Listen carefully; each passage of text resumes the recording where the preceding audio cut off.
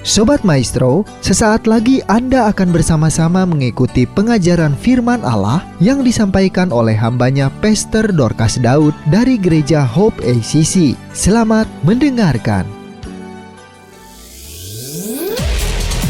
Shalom, Anda akan mendengarkan program Kuasa dalam Firman-Nya yang disampaikan oleh Pastor Dorcas Daud dari Hope ACC dan Dorcas Ministries. Selamat mendengarkan. Filipi pasal yang ketiga ayat 13 sampai dengan 14. Kita akan baca bersama-sama. Saudara-saudara, aku sendiri tidak menganggap bahwa aku telah menangkapnya, tetapi ini yang kulakukan. Aku melupakan apa yang telah di belakangku dan mengarahkan diri kepada apa yang di hadapanku, dan berlari-lari kepada tujuan untuk memperoleh hadiah, yaitu panggilan sorgawi dari Allah dalam Kristus Yesus. Tujuan daripada hidup Paulus sesudah dia bertobat dari seorang yang bernama Saulus, dulu adalah orang yang sangat membenci Yesus dan pengikut-pengikutnya. Bahkan Saulus yang membunuh dan menyiksa orang-orang Kristen, ternyata sekarang mempunyai tujuan hidup yang mulia sekali, yaitu tidak lain hanya untuk memperoleh panggilan sorgawi. Tidak ada keinginan yang lain di dalam hati dan pikirannya Paulus kecuali memperoleh hadiah itu, yaitu panggilan sorgawi. Nah, sekarang apa yang dimaksud dengan panggilan sorgawi? Nanti dari beberapa uraian yang kita pelajari, kita akan bisa menarik kesimpulan apa itu yang dimaksud dengan panggilan sorgawi. Tapi sebetulnya yang Allah kehendaki untuk setiap orang yang sudah percaya kepada Yesus sama dengan apa yang ada di dalam Paulus. Setiap orang percaya harus mempunyai tujuan hidup untuk memperoleh panggilan sorgawi. Bagi orang yang sudah dilahirkan baru, di dalam hatinya ada benih ilahi, dia disertai dengan Roh Kudus, maka sebetulnya sekarang tujuan hidupnya bukan hanya untuk diri sendiri. Tujuan hidupnya bukan untuk kepuasan batinnya sendiri. Tujuan hidupnya juga bukan hanya untuk menyenangkan orang lain, tapi tujuan yang benar adalah untuk memperoleh panggilan surgawi. Untuk itulah apa yang perlu kita lakukan supaya kita bisa memperoleh panggilan surgawi. Yang pertama, kita harus mengalami perubahan dan bertumbuh. Karena tanpa mengalami perubahan dan pertumbuhan, kita tidak akan memperoleh panggilan surgawi. Orang Kristen yang statis saja, tidak mau bertumbuh di dalam Tuhan, bahkan tidak mau berubah dari manusia lamanya, betul-betul sekarang menjadi manusia baru, dia tidak akan pernah memperoleh panggilan surgawi. Allah menghendaki supaya orang-orang yang di dalam perjanjian baru adalah orang-orang yang setiap hari mengalami perubahan, bahkan sampai targetnya Allah. Yang lama itu betul-betul sudah berlalu, yang baru sekarang sudah terbit. Untuk itulah Allah memberikan Roh Kudus-Nya guna menolong kita mengalami perubahan. Kalau engkau tidak mau dirubah oleh Roh Kudus, engkau sama dengan orang-orang di luar Kristus. Tidak ada bedanya. Paulus sekalipun dia kelihatannya sudah begitu hebat, bahkan pelayanannya sudah mengembang luar biasa, tapi Paulus sendiri rasanya masih kurang. Dia tidak pernah merasa puas. Bukan tidak pernah merasa puas dalam arti dia berontak terus dan menuntut terus kepada Tuhan, tapi rasanya dia masih terus berubah dan bertumbuh sampai apa yang dia inginkan, yaitu memperoleh panggilan sorgawi itu terjadi dalam hidupnya. Bahkan sampai Paulus menganggap seakan-akan dia belum memperoleh apa-apa, seakan-akan dia belum menangkap apa-apa. Dalam hatinya Paulus ada kehausan dan kelaparan yang luar biasa untuk mengalami perubahan dan pertumbuhan. Walaupun pelayanannya sudah berkembang ke seluruh dunia, namun bagi dia itu belum mencapai target. Orang Kristen yang cepat puas, dia tidak akan pernah mengalami perubahan lagi, dan dia tidak akan pernah mengalami pertumbuhan. Tapi orang Kristen yang terus-menerus merasa haus dan lapar, dia terus-menerus mau dirubah oleh Roh Kudus, dan dia tiap hari mengalami pertumbuhan. Hari kemarin berbeda dengan hari ini, dan tentu saja hari ini lebih baik daripada hari kemarin. Hari ini lebih buruk daripada hari yang akan datang. Itu yang dikehendaki oleh Allah, sampai kita memperoleh panggilan surgawi. Itu sebabnya Paulus tidak henti-hentinya berlari-lari mengejar panggilan surgawi itu. Jadi kalau kita mau memperoleh panggilan surgawi, yang pertama kita harus mau dirubah oleh Roh Kudus dan dirubah oleh firman-Nya. Supaya apa? Supaya kita bertumbuh di dalam Dia. Yang kedua, kita harus melupakan segala sesuatu. Segala sesuatu yang mana? Segala sesuatu yang sudah lampau. Kita tidak lagi hidup di masa yang lalu, tapi kita sekarang hidup di masa sekarang. Kita tidak lagi menjadi manusia perjanjian lama, tapi kita sekarang adalah manusia perjanjian baru. Banyak orang-orang Kristen yang masih hidup di masa yang lalu. Akibatnya dia tidak mampu berlari. Seseorang yang berlari yang normal itu bukan berlari mundur, atau berlari ke samping kanan, atau berlari ke samping kiri. Tapi seseorang yang berlari, dia akan maju ke depan. Tapi bagaimana dia bisa berlari ke depan kalau dia terus menoleh ke belakang? Memang ada banyak hal di masa lalu hidup kita, kadang-kadang masih membayangi kita. Entah hal-hal itu adalah hal yang manis, hal-hal yang buruk, hal-hal yang mengerikan, hal-hal yang tidak enak. Tapi banyak kali orang-orang terjerat kepada masa-masa yang telah lalu. Sampai kadang-kadang ada orang yang trauma karena dahulu mengalami hal yang buruk di masa lalunya. Sampai akhirnya dia tidak mempunyai semangat untuk maju. Dia bahkan kadang-kadang sudah menvonis hidupnya, saya memang ditakdirkan untuk menjadi orang yang sangat menderita. Saya memang ditakdirkan untuk menjadi orang yang seperti ini. Sekalipun orang lain hidupnya enak, hidupnya senang, tapi itu bukan buat saya. Orang-orang yang mengalami trauma, dia tidak punya keinginan untuk maju. Ada orang-orang yang hidup di masa lalu karena masa lalunya begitu manis, begitu indah, dan sekarang dia hidup penuh dengan kekecewaan. Ada orang-orang yang mengecewakan hatinya dalam pernikahan, dalam pergaulan, dalam keluarga, dan sebagainya. Ada seorang anak perempuan, sampai akhirnya dia membenci semua laki-laki. Karena dahulu ketika dia masih remaja, dia pernah dilecehkan oleh saudara sepupunya, laki-laki. Dan dahulu dia tidak mengetahui apa yang dia lakukan bersama dengan saudara sepupunya.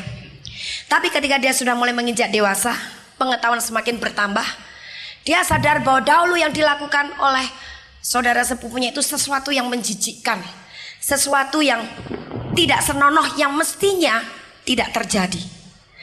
Akibatnya ketika dia ingat peristiwa itu, rasanya dia benci sekali kepada dirinya.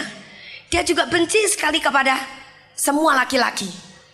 Bagaimana akhirnya nona ini terlepas daripada perasaan-perasaan yang salah seperti itu. Ketika saya ingatkan, kamu sudah di dalam Yesus Kristus, kamu adalah ciptaan baru dalam Yesus. Kamu tidak hidup di masa yang lalu, tapi kamu hidup di masa yang sekarang. Dan tidak semua laki-laki seperti apa yang engkau hadapi dahulu dengan saudara sepupumu. Ada seorang laki-laki yang sangat sempurna, yang tidak pernah melakukan perbuatan dosa, yang tidak pernah ada cacat celanya, yaitu Yesus. Kalau kamu sungguh-sungguh mendudukan Yesus sekarang jadi kakakmu, Yesus jadi sahabatmu, Yesus jadi Tuhanmu, Yesus jadi rajamu, Yesus jadi kekasihmu, maka hatimu akan dipenuhi dengan kasih-Nya dan engkau akan mampu mengampuni saudara laki-lakimu. Maka hilanglah segala image buruk tentang semua laki-laki yang ada di dunia ini. Ketika dia menyadari hal itu, dengan mudah saya lakukan pelayanan inner healing, dan dia terlepas. Dia menjadi wanita yang sekarang tidak punya pikiran dan prasangka yang buruk pada setiap laki-laki. Nah, banyak hal seperti ini terjadi karena dia tidak mau melupakan sesuatu. Allah memberikan contoh dari apa yang dia lakukan sendiri buat kita. Dulu kita adalah manusia yang penuh dengan dosa, cacat, celah, hal-hal yang buruk, hal-hal yang menajiskan. di hadapan Allah. Tapi kemudian karena Allah mengasihi kita, Dia memberikan Yesus Kristus.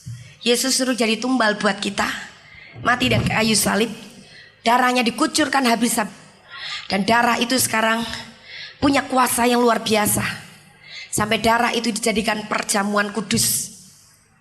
Walaupun perjamuan kudus kita lakukan dari anggur dan dari hosti, tapi ketika kita berdoa, sekarang ini menjadi darah Tuhan Yesus yang berkuasa, dan hosti ini menjadi daging Yesus yang berkuasa, menyembuhkan, melepaskan, memberkati, mengurapi, dan sebagainya. Maka ini tidak lagi menjadi anggur dan hosti, tapi ini adalah darah Tuhan Yesus yang berkuasa, dan daging Yesus yang sudah dihancurkan di kayu salib mempunyai kuasa yang luar biasa. Karena perkataan kita, orang-orang yang sudah diurapi, apa yang kita lepaskan di alam materi itu akan terlepas di alam roh. Apa yang kita ikat di alam materi itu akan terikat di alam roh. Apa yang kita ucapkan di alam materi itu akan terjadi di alam roh. Jadi pada waktu melakukan perjamuan kudus, jangan pernah berpikir lagi bahwa Anda sedang minum anggur.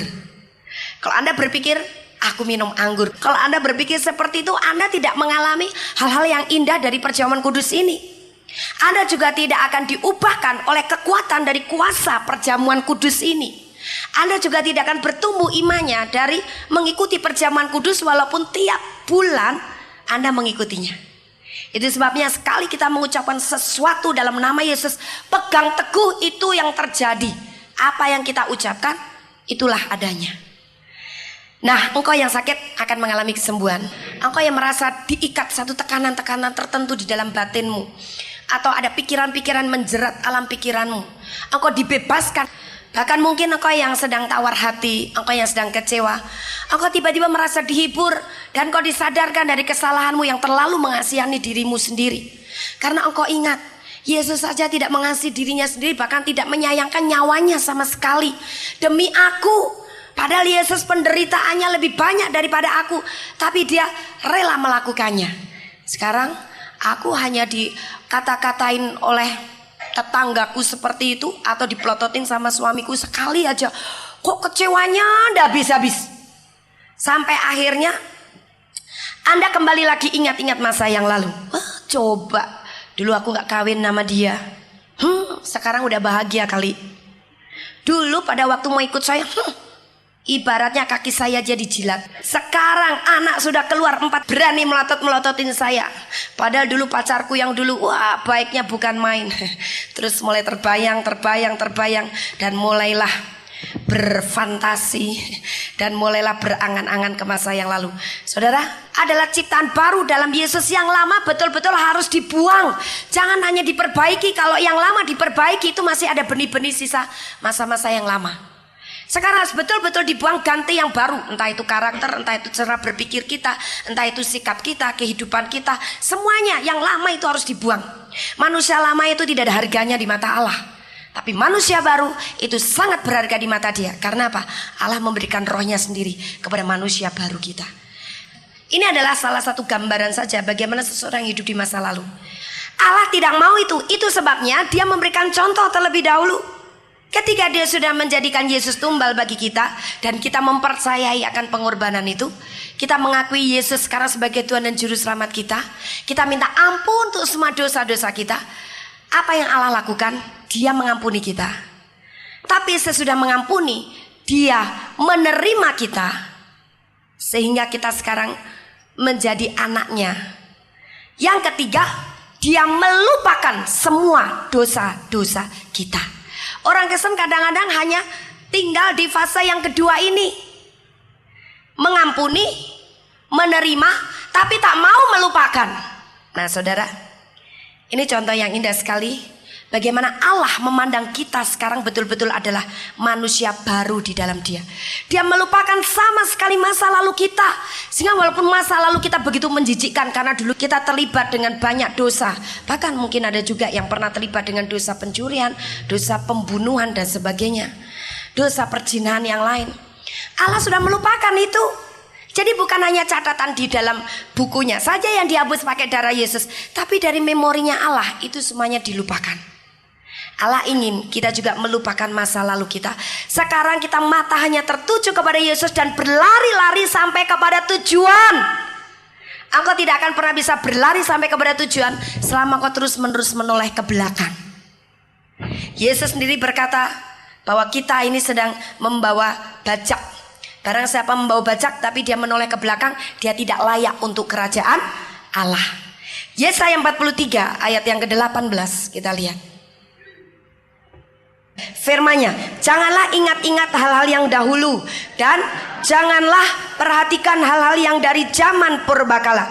Lihat, aku hendak membuat sesuatu yang baru yang sekarang sudah tumbuh. Belumkah kamu mengetahuinya? Ya, aku hendak membuat jalan di padang gurun dan sungai-sungai di padang belantara. Jangan mengingat-ingat hal-hal yang dahulu. Percuma kamu ingat-ingat hal-hal yang dahulu juga tidak akan terulang lagi dalam hidupmu. Dan membuat engkau kakinya seperti terjerat kepada masa lalumu. Engkau tidak bisa berlari. Itu sebabnya dalam pelayanan inner healing, mengapa sesudah kita menyembuhkan hati orang itu, mengusir roh-roh yang bukan dari Allah yang masuk di dalam jiwanya, kita perlu menghapus memori orang ini supaya dia tidak lagi hidup di masa lalu. Kadang-kadang rekaman memori dalam seseorang itu akan mengajak dia untuk jatuh lagi kepada dosa yang sama. Kadang-kadang rekaman dalam memori kalau masih ada itu akan membuat dia mengalami kegagalan lagi seperti apa yang dulu dia alami. Kadang-kadang membuat dia terikat lagi kepada hal-hal yang dahulu sudah lama dia tinggalkan. Darah Yesus itu punya kuasa dan kekuatan yang luar biasa untuk menghapus memori kita. Ada banyak orang-orang yang terikat dengan berbagai hal. Terikat rokok, terikat narkoba. Bagaimana dia betul-betul bisa terlepas dari rokok? Sekalipun dia akan banyak menghadapi kesulitan dalam hidupnya lagi, dia tidak akan mengalihkan perhatiannya atau lari daripada masalah itu dengan merokok lagi. Dia tidak akan lagi terlibat kepada narkoba. Sekalipun sesudah dia terlepas dari keterikatan narkoba, dia banyak menghadapi tantangan. Bagaimana bisa seperti itu?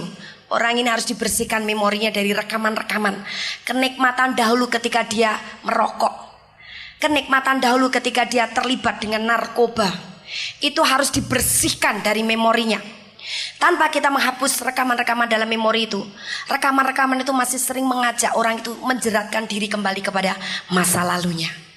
Entah masa lalu itu masa lalu yang manis, masa lalu yang pahit, masa lalu yang menyedihkan, mengerikan. Semua harus ditinggalkan. Supaya apa? Supaya kita sekarang matanya melihat Allah itu sedang membuat sesuatu yang baru. Dan Allah sedang menumbuhkan kita.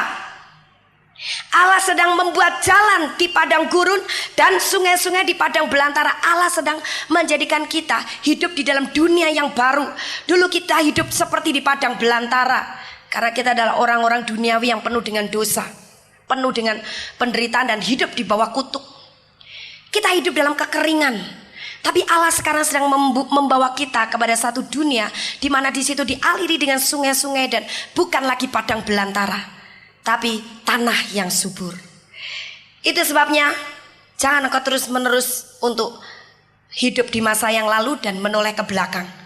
Sebab semuanya itu ada di hadapanmu, dia bukan ada di belakangmu.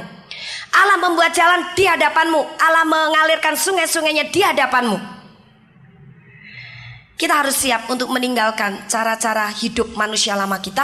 Sekarang kita memasuki cara hidup manusia baru.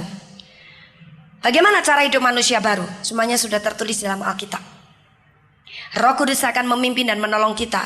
Supaya apa? Supaya kita bisa berjalan kepada cara-caranya Allah yang baru untuk kita jalani. 1 Korintus 13 kita lihat. Ayat 11 sampai dengan 12. Ketika aku kanak-kanak, aku berkata-kata seperti kanak-kanak. Aku merasa seperti kanak-kanak. Aku berpikir seperti kanak-kanak. Sekarang sesudah aku menjadi dewasa, aku meninggalkan sifat kanak-kanak itu. Karena sekarang kita melihat dalam cermin suatu gambaran yang samar-samar. Tetapi nanti kita akan melihat muka dengan muka. Sekarang aku hanya mengenal dengan tidak sempurna. Tetapi nanti aku akan mengenal dengan sempurna, seperti aku sendiri dikenal. Paulus mengingatkan kita, sekarang kita harus meninggalkan masa kanak-kanak kita. Masa kanak-kanak yang ada di masa lalu kita, sekarang harus kita tinggalkan. Kita sekarang harus mengalami perubahan dan pertumbuhan. Sampai kita mengenal dia dengan sempurna, seperti halnya Musa yang ketemu muka dengan Allahnya. Allah ingin kita menjadi sahabatnya. Itu sebabnya di antara dia dan kita tidak ada rahasia sedikit pun yang disembunyikannya. Sampai kita bisa punya hak untuk melihat, mengenal dia, ketemu dengan dia muka dengan muka. Allah yang dicari oleh seluruh bangsa, Allah yang diketahui oleh seluruh bangsa bahwa ada. Sekarang Allah yang akan menjumpai kita muka dengan muka. Itu adalah satu peristiwa yang luar biasa. Tapi bagaimana kita bisa mengalaminya? Kalau kita mau meninggalkan kekristenan yang kanak-kanak, kehidupan yang kanak-kanak, dan sekarang memasuki fase yang baru, kehidupan yang matang dan dewasa rohani. Hal yang ketiga, sesudah kedua tadi melupakan segala sesuatu, jangan lelah-lelah dan henti-hentinya kita berlari-lari terus. Sebab orang yang berlari-lari dengan punya tujuan satu arah, maka Allah akan memberikan kekuatan yang baru. Bahkan sebelum kekuatan itu habis, Allah akan menambahkannya, memperbarui kekuatan kita. Sampai janjinya mengatakan kekuatan yang diberikan oleh Allah kepada kita seperti pada burung Raja Wali. Anda tahu burung Raja Wali itu burung yang tidak pernah mengenal lelah. Bahkan burung yang senangannya main-main badai. Raja Wali tidak pernah mau terbang rendah. Dia selalu terbang tinggi, karena semakin dia terbang tinggi dia tahu badai di atas semakin kencang dan semakin kuat. Tapi semakin banyak badai, semakin kuat badai itu melanda dia, menerpa dia. Dia semakin senang, dia semakin bisa main-main dengan sayapnya, mengepak-ngepakkan sayapnya, dan semakin ada badai dia semakin terbang makin tinggi. Badai itu menghantar burung Raja Wali mampu terbang tinggi. Kalau Tuhan sudah memberikan kekuatan kepada kita, selalu kekuatan yang baru seperti pada burung Raja Wali.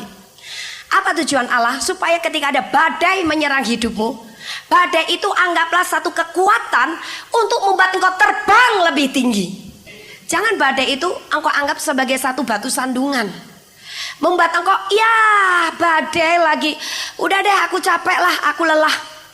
Orang tidak pada mengerti dengan saya. Masalah terus, kapan berakhirnya? Rasanya kok hidup saya ini penuh dengan persoalan ya, nggak kayak orang lain. Kadang-kadang kita membandingkan diri kita dengan orang lain, kelihatannya orang lain kok enak begitu ya, selalu happy. Kok saya ini selalu punya masalah? Kalau saya mendengar orang mengeluh seperti ini, saya akan berkata, itu menurut pandangan kamu dari luarnya, kamu belum tahu dalamnya. Semua orang akan menghadapi masalah karena memang dunia ini tempatnya masalah. Untuk itulah kita diberi firman Allah, kita diberi Roh Kudus supaya kita berani menghadapi masalah. Tapi kalau kita punya cara pandang yang baru sebagai manusia yang sudah dewasa rohaninya, sebagai manusia yang tidak hidup di masa yang lalu, kanak-kanak terus, maka ada badai, haleluya, justru itulah kekuatan supranatural yang membuat aku terbang lebih tinggi. Amin. Jadikan badai masalah itu adalah satu cambuk, engkau berlari lebih kencang lagi daripada hari kemarin. Saya selalu begitu. Kalau ada mulai goncangan-goncangan terjadi, saya tahu memang itu dilakukan oleh setan-setan. Saya berkata, haleluya, kamu mulai mau menghambat pelayananku, kamu mau bikin ulah ini itu, kamu mau bikin onar ini dan begitu, kamu mau menghancurkan pekerjaan Tuhan. Oke, sekarang justru kamu saya jadikan tumpuan kakiku untuk aku bisa terbang lebih tinggi. Tiba-tiba semangat saya itu bangkit. Oke, kalau begitu, tiba-tiba inspirasi mulai muncul dari Roh Kudus. Saya masih begini, saya masih begitu. Ya, Tuhan mengatakan begini, Tuhan mengatakan saya harus lakukan ini, saya lakukan. Tiba pikiran saya jadi encer. Tiba-tiba semangat dan iman saya jadi bangkit. Dan saya tahu itu Tuhan sudah buka jalan. Akibatnya saya berada jauh lebih tinggi daripada badai dan masalah. Dan dengan segera badai masalah itu akan berhenti. Cara kita bisa menjadi pelari yang baik sampai kepada tujuan, tidak berhenti di tengah jalan, tidak lelah di tengah jalan atau patah semangat di tengah jalan, bahkan mundur di tengah jalan adalah jadikan bahwa setiap halangan dan tekanan itu adalah kekuatan supranatural yang akan mengangkat engkau lebih tinggi. Jangan pernah engkau berpikir ada halangan dan tekanan itu membuat engkau terpuruk. Sekali engkau berpikir dan berkata, ya saya ditekan lagi, udah deh cilaka gua. Udah deh mati gua. Kadang-kadang orang-orang itu hanya begitu latas saja. Cilaka 13, enak aja ngomongnya cilaka walaupun sambil tertawa. Tapi hati-hati, apa yang kau ucapkan itu akan diklaim oleh si iblis, engkau cilaka betul-betul. Tapi kalau engkau mulai mengubah cara pandang, cara berpikirmu dalam menghadapi halangan dan tekanan, perkataanmu juga berubah. Oh haleluya, ada tekanan lagi, ini dia akan membuat aku terbang lebih tinggi lagi. Semakin banyak tekanan, aku terbang semakin tinggi. Engkau tidak akan menjadi orang yang kemudian pemarah tiba-tiba. Engkau tidak akan menjadi orang yang kemudian kabur dari masalahmu. Engkau tidak akan menjadi orang Kristen yang pengecut. Engkau akan berani menghadapi masalah.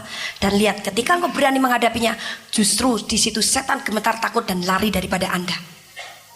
Nah, caranya kita harus punya cara pandang yang baru sebagai manusia yang ciptaan baru di dalam Tuhan. Halangan dan tekanan itu bukan satu problem yang akan menghancurkan hidupmu, tapi justru itu bisa kita manfaatkan untuk kita menjadi lebih tinggi lagi. Bilangan 13 ayat 30 ada satu contoh yang indah sekali, di mana pada waktu itu Allah memerintah kepada Musa untuk mengirimkan pengintai-pengintai guna mengintai tanah Hebron. Bilangan pasal yang ke-13, 12 pengintai. Nah, dari 12 pengintai ini ada seorang yang bernama Kaleb. Kaleb dan Yosua ini memang jiwanya lain. Mereka memberi laporan kepada Musa hal-hal yang baik dan positif, berbeda dengan para pengintai yang lain. Para pengintai yang lain mereka memberikan laporan negatif, bahkan ditambah-tambahin lagi. Namanya gosip, 1 meter bisa jadi 2 meter. Rasanya kalau tidak ditambahin itu kurang sip, makin digosok makin sip. Nah, ini pengintai-pengintai yang lain juga begitu. Ketika mereka mulai mengintai tanah itu, mereka lihat ada raksasa-raksasa suku Enak, manusia raksasa, mungkin seperti Goliat. Langsung mereka ketakutan, padahal yang ketakutan mereka sendiri sebetulnya. Wah, manusia-manusia raksasa. Mereka sudah membayangkan kalau manusia raksasa pasti kekuatannya juga raksasa. Kekuatannya sangat besar. Apa yang mereka katakan kepada bangsa Israel? Wah, percuma dah, kita tidak bisa akan menguasai tanah itu, menduduki tanah itu. Karena yang tinggal di sana manusia-manusia raksasa, tukang makan manusia lagi. Padahal suku Enak ini tidak makan manusia, tapi ditambahi sama pengintai yang lain. Mereka tukang makan manusia lagi. Nah, akibatnya itu menawarkan hati bangsa Israel. Ya, kalau begitu udah dah, hilang pengharapan kita untuk menduduki tempat itu. Percumalah, kita tidak perlu lagi berharap, kita tidak perlu lagi berangan-angan menduduki tempat itu. Tapi tidak demikian dengan Kaleb. Apa yang dikatakan Kaleb kebalikannya daripada apa yang dikatakan oleh pengintai yang lain. Tidak, kita pasti akan dapat mengalahkannya. Dalam ayat yang ke-30. Nah, Kaleb perkataannya lain. Sekalipun ketika Kaleb sudah mengatakan hal seperti itu, dia ditekan, dia diserang oleh bangsa Israel. Mereka berusaha untuk melempari Kaleb dengan batu. Itu pasal 14 ayat yang ke-10. Dari mulai ayat yang ke-7. Negeri yang kami lalui untuk diintai itu adalah luar biasa baiknya. Jika Tuhan berkenan kepada kita, maka Ia akan membawa kita masuk ke negeri itu dan akan memberikannya kepada kita, suatu negeri yang berlimpah-limpah susu dan madunya. Hanya janganlah memberontak kepada Tuhan dan janganlah takut kepada bangsa negeri itu, sebab mereka akan kita telan habis. Kalau orang Israel pengintai yang lain tadi bilang kita yang akan ditelan habis oleh suku Enak, tapi Kaleb bilang kita yang akan menelan mereka habis. Yang melindungi mereka sudah meninggalkan mereka, sedangkan Tuhan menyertai kita.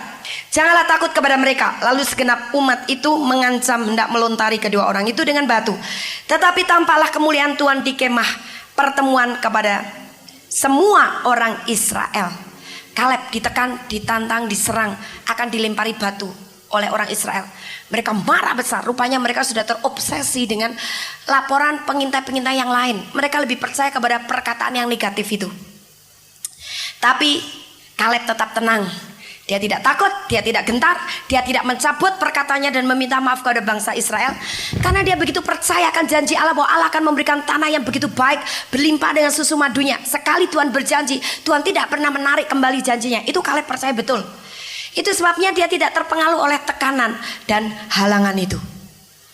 Ketika Kaleb tetap imannya kepada Tuhan dan pegang janjinya, apa yang terjadi? Allah membela Kaleb.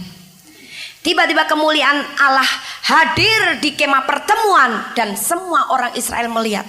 Saya percaya ketika mereka melihat kemuliaan Allah hadir dalam kemah pertemuan mereka, bangsa Israel gentar dan mereka sadar bahwa Kaleb itu disertai dan dibela oleh Allah. Jadi saudara, kalau kita sekarang menghadapi halangan dan tekanan, kita jangan pernah berhenti berlari terus sampai kepada tujuan. Ketahuilah bahwa setiap halangan dan tekanan itu, kalau kita tetap berpegang dan percaya kepada janji firman Allah, percaya kepada Tuhan Yesus, maka Allah akan berdiri di pihak kita menjadi pembela kita. Jangan pernah termakan dengan perkara-perkara yang dilakukan oleh setan dan iblis yang kita lihat dengan mata dan kita dengar dengan telinga jasmani. Tapi percaya kepada janji firman Allah. Janji firman Allah itu tidak pernah bertambah, tidak pernah berkurang. Sekali dia berjanji seperti itu, tetap janjinya adalah seperti itu. Karena janji firman Allah itu tidak akan pernah digagalkan sendiri oleh Allah. Allah kita adalah Allah yang sangat konsekuen. Sekali dia berfirman, dia tidak pernah melupakannya dan dia selalu menggenapinya. Nah sekarang tinggal yang kau percayai siapa? Halangan tantangan yang dikerjakan oleh setankah? Melalui orang-orang yang mungkin orang-orang itu ada di dekat kita, orang-orang itu ada di sekitar kita, ataukah Tuhan dengan firman-Nya? Kalau engkau tetap mempercayai Tuhan dan firman-Nya, engkau tetap tidak berubah dengan visi berlari-lari sampai kepada tujuan. Dan di depan sanalah sampai engkau mencapai garis finish, baru engkau memperoleh panggilan surgawi itu. Ini adalah merupakan satu hal yang bisa menyemangatkan iman kita, supaya kita tidak gampang menjadi orang Kristen yang lelah, orang Kristen yang mudah patah semangat, orang Kristen yang mudah putus asa. Jadi sekarang, apa yang dimaksud dengan panggilan surgawi tadi? Syarat untuk kita memperolehnya ada 4. Yang pertama, kita harus berubah dan bertumbuh. Yang kedua, kita harus melupakan segala sesuatu sehingga kita betul-betul menjadi manusia ciptaan baru dalam Kristus. Yang ketiga, kita harus berlari-lari terus sampai kepada tujuan, mengabaikan segala halangan dan tantangan. Kemudian yang keempat, kita perlu bersekutu dengan penderitaannya. Apa yang dimaksud dengan bersekutu dengan penderitaannya? Apakah kalau kita bersekutu dengan penderitaannya itu berarti kita kalau sakit sampai mati, kita berarti sudah bersekutu dengan penderitaannya? Bukan. Bersekutu dengan penderitaannya bukan masalah kita diserang oleh sakit penyakit sampai mati. Juga bukan kekurangan uang untuk bayar rekening air, rekening telepon, dan bayar sekolah anak-anak. Hidup dalam kemiskinan, bukan. Itu bukan penderitaan atau bukan persekutuan dalam penderitaannya. Tapi itu adalah akibat dosa. Akibat kita membuka celah setan memberikan kemiskinan kepada kita, mencuri berkat kita. Karena kita mungkin ada hal-hal yang tidak taat. Kita tidak taat perpuluhan, kita tidak gemar menabur bagi pekerjaan Tuhan. Itu membuat berkat Anda juga menjadi terhalang. Banyak orang kesannya mengklaim berkatnya, tapi dia tidak mau melakukan kuncinya. Jangan untuk kita bisa mengambil berkat itu kita harus buka dulu pakai kunci. Sebab berkat itu ada dalam sebuah gudang, gudangnya tertutup, perlu kita buka. Apa kuncinya supaya kita bisa mengambil berkat dari gudang itu? Gudangnya memang sudah ada di kita, tapi kenapa kita tidak bisa mengambil semua isinya dalam gudang itu? Karena kita tidak melakukan syarat-syarat untuk bisa menerima berkat itu. Berkat bisa tercurah sampai belalang pelahap, diusir, dihalau dari hidup kita. Tidak ada kebangkrutan, tidak ada orang yang utang ngemplang, tidak ada orang yang menipu kita, tidak ada perampok, tidak ada pencuri dan sebagainya. Itu adalah belalang pelahap. Langit terbuka mencurahkan berkatnya yang luar biasa. Kalau apa? Kita kembalikan perpuluhan milik Tuhan. Tapi banyak orang Kristen untuk mengembalikan perpuluhan aja rasanya masih sayang sekali. Perhitungan. Ya habis, kalau cuma uang 1 juta diambil 1/10, berarti saya cuma dapat 900 dong. Wah, kurang uang 900. Saya nanti tidak bisa beli bakso, tidak bisa beli baju baru. Sudah bayar air, bayar telepon, bayar handphone mungkin. Padahal yang 100.000 itu memang bukan milik Anda, itu adalah miliknya Allah. Itu sebabnya Allah berani berkata dalam Maleakhi pasal yang kedua, engkau menipu aku. Orang Israel masih bebal lagi otaknya. Kami menipu engkau. Dengan cara bagaimanakah kami menipu engkau? Engkau tidak mengembalikan persembahan perpuluhan ke dalam rumah perbendaharaanku. Kalau engkau mengembalikannya, lihat, ujilah aku. Aku akan membuka tingkap-tingkap langit berkat, mencurahkan berkat atas engkau, dan mengusir belalang pelahap. Jadi gampang, siapa mau diberkati, banyak nabur. Siapa mau diberi, berilah. Aduh, nanti dah Bu, kalau gaji saya sudah gede, saya sekarang baru aja dapat kerjaan kok. Belum seberapa gaji saya. Oke, ini perkara nabur. Tapi perkara perpuluhan, itu adalah hal yang wajib. Karena itu bukan milikmu. Kalau engkau tidak mengembalikan perpuluhan, berarti engkau mencuri milik Tuhan. Nah, seorang pencuri itu patut dapat hukumannya. Tidak heran kalau langit berkat tidak terbuka. Belalang pelahap begitu banyak memakan hasil panen kita. Kita tidak bisa menikmati berkat juga. Sakit penyakit terus-menerus lah intinya. Akibatnya duit akan kececeran di mana-mana. Jadi bayar perpuluhan. Yang kedua, dalam Korintus jelas dikatakan, barang siapa menabur banyak, dia akan menuai banyak. Barang siapa menabur sedikit, dia akan menuai sedikit. Itu sebabnya jangan enggan-enggan untuk mulai menabur apa saja. Nah, jadi kalau Anda mau menuai, taburlah. Tergantung Anda mau menuai banyak atau sedikit. Kalau mau menuai sedikit ya tabur aja sedikit. Tapi kalau saya mau menuai banyak, saya harus menabur lebih banyak. Amsal juga mengatakan ada orang yang menghemat begitu luar biasa tapi bertambah miskin. Ada orang yang gemar menyebar harta tapi bertambah kaya. Loh, kok bisa begitu? Itu hukum tabur tuai. Dan memang hukum dunia tentang tabur tuai juga berlaku bagi hukum kerajaan Allah, hukum roh. Barang siapa menabur banyak, dia akan menuai banyak. Saya percaya kalau Anda di sini melakukan hal ini dengan baik, semua nanti jadi kaya raya dan makin hari makin bertambah kaya. Sampai engkau menjadi sangat kaya raya. Kita ingat kisahnya Ishak. Dikatakan di dalam Alkitab, dan orang itu makin hari makin bertambah kaya, dan orang itu menjadi sangat kaya raya. Nah, mengapa Ishak menjadi orang yang sangat kaya raya? Sangat itu udah di atas loh. Paling kaya. Kenapa? Karena dia gemar menabur. Bahkan ketika musim kelaparan dia menabur. Dan akhirnya dia menjadi orang yang sangat kaya raya. Tapi aku tidak ada untuk ditabur. Enggak percaya. Mungkin hanya 500 perak, mungkin hanya 100 perak. Tabur dari apa yang kau miliki. Itu berharga di mata Tuhan. Anda lihat ketika Yesus memperhatikan 2 orang yang memberikan persembahan. Orang kaya, orang Farisi, dan janda miskin. Orang kaya itu memasukkan duit banyak sekali. Karena pamer. Nih, aku tidak seperti mereka loh. Aku ini orang yang bermurah hati. Nih masukkan persembahan juga gede. Ya miskin dia datang dengan tulus hati masukkan. Tapi Yesus berkata, persembahan yang dari janda miskin itu yang berkenan di hadapan Tuhan. Karena apa? Janda miskin ini memberi seluruh apa yang dimilikinya. Tapi bagi orang Farisi yang kaya raya itu, walaupun dia masukkan beberapa dinar, dia kehilangan beberapa dinar tidak berpengaruh kepada hartanya yang begitu banyak. Mestinya seluruh hartanya. Nah, jadi saudara, perkara menabur jangan melihat ukuran uangmu baru segini. Tabur saja dengan iman. Bapa itu memberimu dengan tanpa batas. Karena dia kaya raya. Tapi bagaimana kita bisa mengambil dan menikmati kekayaan yang menjadi hak waris kita? Tabur. Jadi tidak heran kalau firman Allah bilang, berikanlah dengan sukacita, jangan dengan sedih hati. Udah terpaksa habis dikhotbahin Bu Daud. Padahal kunci diberkati adalah tabur. Siapa sih mau menuai kalau tidak menabur? Siapa bisa menuai kalau tidak ada benih yang ditabur? Iman nabur itu bukan main. Suatu kali dalam satu pelayanan kebaktian. Tas saya taruh di kursi. Altar call. Yang masuk dalam gereja itu, gereja mana saja kan macam-macam. Saya memang hari itu bawa uang 200.000, rupiahnya entah berapa.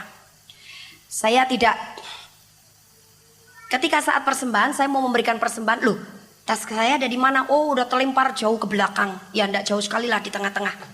Terlempar di belakang. Oh kok di sana? Alkitab saya masih di sini. Tapi tas saya udah kelempar ke sana. Saya udah ini dompetnya, duitnya masih ada enggak? Tak ambil betul kosong. Oke Tuhan, aku tidak bilang uangku hilang 200.000 lebih berapa rupiah, saya rupiahnya nggak saya hitung. Tuhan, saya minta supaya Engkau menuntut orang itu, mengadili orang itu. Saya tidak begitu dan saya tidak geram, walaupun tetap dia salah dan Tuhan pasti akan menjatuhkan pengadilannya. Tapi saya bilang, Tuhan, saya menabur 200.000 lebih, saya dapat tuaian 20 juta dalam nama Yesus. Apa yang terjadi? Nggak sampai 3 hari, saya dapat 20 juta. Nah, ternyata saya bisa menuai. Itu sebabnya saudara, apa yang kita tabur, itu akan kita tuai. Berapa besar kita tabur, itu menentukan juga tuaian kita. Jadi sekarang, bersekutu dengan penderitaannya, itu bukan karena masalah kemiskinan, kegagalan, atau 1 minggu Anda tidak bisa makan.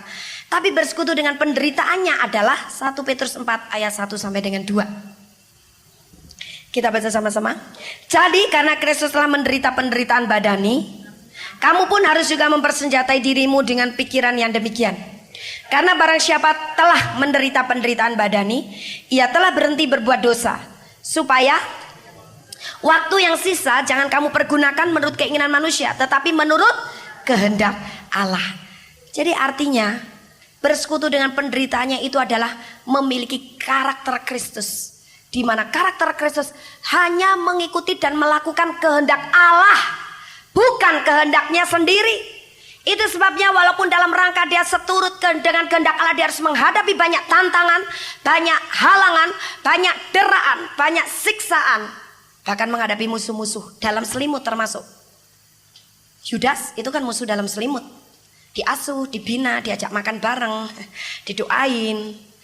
Akhirnya dia juga yang menjual Yesus, mengkhianati Yesus. Tapi Yesus tetap taat melakukannya. Sampai pada klimaksnya dia harus mati di kayu salib, dia tetap melakukan ketaatan itu.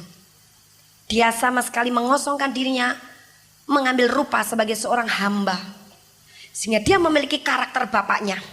Dan dia lulus bersekutu dengan bapaknya melalui penderitaannya. Jadi bersekutu dengan penderitaannya supaya karakter Kristus kita itu muncul. Karakter Kristus di dalam kita itu mulai bermanifestasi. Karakter Kristus itu tidak beda jauh dengan buah roh. Galatia 5 ayat 22 mengatakan buah roh adalah kasih, damai sejahtera, sukacita, kebaikan, kelemah lembutan, penguasaan diri, kemudian kesetiaan dan penguasaan diri. Itu adalah karakter Kristus. Nah, jadi Allah ingin kita itu memiliki karakter Kristus. Sebab kelak Allah akan mengenal kita sebagai murid Yesus kalau dia melihat karakter yang sama ada di dalam kita. Kalau sama dengan anaknya, dia kenal bahwa kita adalah miliknya. 1 Petrus 4 ayat yang kedua. Tadi sudah kita baca, tapi kita baca lagi. Supaya waktu yang sisa jangan kamu pergunakan menurut keinginan manusia, tetapi menurut kehendak Allah. Orang yang memiliki karakter Kristus, dia tidak akan mencari kepuasan keinginannya sendiri. Dia tidak hanya hidup buat dirinya sendiri, tapi sekarang hidup bagiku adalah Kristus. Kalau mati, aku untung. Dan bagiku kalau aku harus hidup, kata Paulus, aku harus hidup untuk memberi buah. Dan bagaimana kita bisa berbuah? Kita harus berubah dan bertumbuh. Kita harus menerima panggilan sorgawi itu. Jadi penderitaan karena Kristus adalah itu mengikuti cara-cara Allah untuk menuju ke satu arah, yaitu memperoleh panggilan sorgawi, di mana pada saat pikiran, emosi dan panca indera kita kadang-kadang masih bisa dikuasai oleh setan dan roh jahat, tapi kita menyerahkannya kepada Tuhan. kita betul-betul tidak memiliki diri kita mengosongkan diri, dan sekarang Tuhan yang kita berikan kedaulatan penuh untuk menguasai hidup kita. Jadi sekarang dari beberapa uraian ini, apa yang dimaksud dengan panggilan surgawi? Filipi 3 ayat yang ke-10. Yang ku kehendaki ialah mengenal Dia dan kuasa kebangkitannya dan persekutuan dalam penderitaannya, di mana aku menjadi serupa dengan Dia dalam kematiannya, supaya aku akhirnya beroleh kebangkitan dari antara orang mati. Apa itu yang dimaksud dengan panggilan surgawi? Menjadi serupa dengan Dia, dengan Yesus. Jadi kalau belum serupa dengan Yesus, engkau belum memperoleh panggilan surgawi. Jangan pernah berhenti untuk berubah dan bertumbuh. Jangan terus hidup dalam masa lalumu, dan jangan alergi terhadap tantangan dan kesulitan atau halangan. Karena tantangan dan kesulitan halangan itu membuat engkau bisa berlari-lari terus sampai kepada tujuan. Dan engkau perlu bersekutu dengan penderitaannya. Supaya karakter itu muncul, Allah ingin kita menjadi serupa dengan Yesus. Hal yang menghambat kita belum serupa dengan Yesus, kita perlu tendang keluar. Dalam Wahyu 12 ayat 11. Dan mereka mengalahkan Dia oleh darah anak domba dan oleh perkataan kesaksian mereka. Karena mereka tidak mengasihi nyawa mereka sampai ke dalam maut.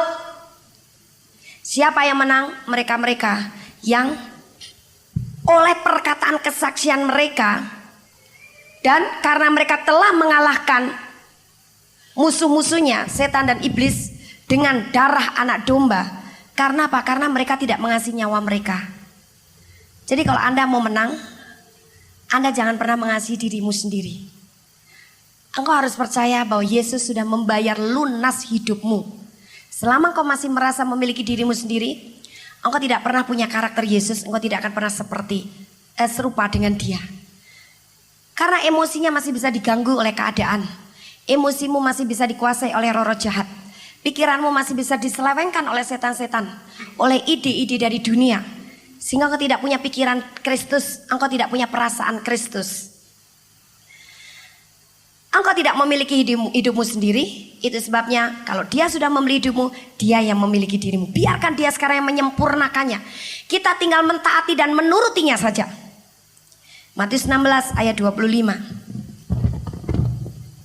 Karena barang siapa mau menyelamatkan nyawanya, ia akan kehilangan nyawanya. Tetapi barang siapa kehilangan nyawanya karena aku, ia akan memperolehnya. Jadi semakin Anda mengasihani dirimu sendiri, Anda semakin membuka celah buat digocok setan sama iblis. Supaya apa? Anda semakin stres. Sebentar tersinggung, sebentar marah, sebentar kecewa, sebentar ngambek, sebentar pundung, sebentar sakit hati, sebentar gengsi, sebentar marah, sebentar nangis, sebentar sedih, sebentar kecewa. Wah, macam-macam. Justru Anda akan terus-menerus diincar oleh setan. Tapi barang siapa tidak menyayangkan nyawanya, artinya engkau melupakan dirimu betul-betul, karena engkau menyadari engkau adalah ciptaan baru dalam Yesus, maka setan tidak akan berani lagi menyerang Anda. Siapa sih yang mau diserang oleh setan? Kita perlu masuk dalam doa peperangan rohani. Kita perlu masuk dalam worship supaya kita selalu tinggal di hadirat Allah. Tapi juga satu hal, supaya setan tidak pernah berani lagi menyerang kita. Kalau dia melihat bukan kita lagi yang hidup, tapi Yesus yang hidup di dalam kita.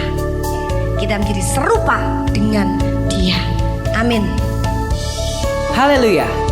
Kami percaya Anda pasti diberkati oleh firman Tuhan yang disampaikan oleh Pastor Dorcas Daud STH dari Hope ACC dan Dorcas Ministries. Dan bila Anda memiliki pertanyaan seputar kegiatan pelayanan kami, Anda dapat menghubungi kami di 08-222-703-0006. Sekali lagi di 08-222-703-0006. Sampai jumpa kembali. Tuhan Yesus memberkati.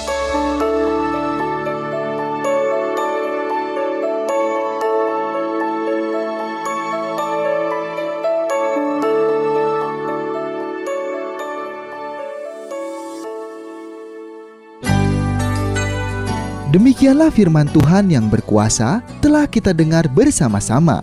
Dan kami percaya Anda sangat diberkati. Bagi yang membutuhkan pertumbuhan iman dan pelayanan lebih lanjut, Anda dapat menghubungi kami dan beribadah bersama dengan kami setiap hari Minggu di Gereja Hope ACC di ACC Center, Jalan Mekar Utama, nomor 31, lantai 3 Kompleks Mekarwangi, Bandung, pada jam 8.30. Ada kebaktian anak-anak pada jam yang sama.